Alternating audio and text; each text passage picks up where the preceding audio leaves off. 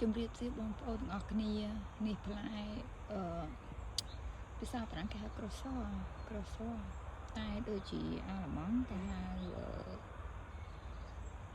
ចេននេះបៀរិនតែខ្ញុំមិនដឹងខុសត្រូវខ្ញុំភ្លេចពីអញ្ចឹងណាដល់តែអានអក្សរបានចាំផ្លែហ្នឹងនិយាយទៅខ្ញុំដល់ពេលវាធំប៉ុណ្ណឹងណាយកជ្រលក់អំបិលឆ្ងាញ់ណាជូរហើយចាប់អាចញ៉ាំទាំងគ្រាប់វាបានអញ្ចឹងណានិ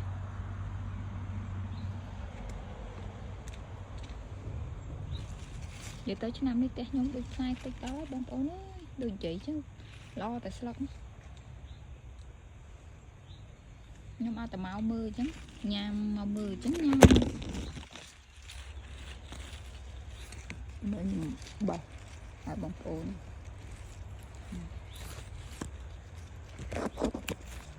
នេះចឹងទៅ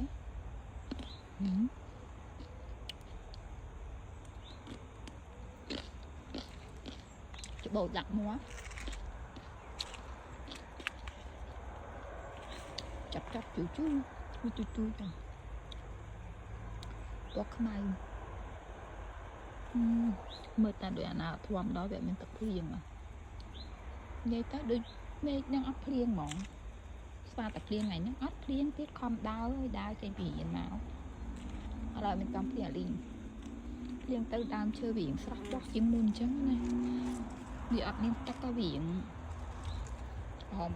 ច្បាច់ចឹងបងប្អូនវាអត់មានសម្រស់តែបើភ្លៀងម្ដងដឹងមានសម្រស់អានេះតែនេះចិត្តខាងព្រំដែនចូលខ្ញុំនេះ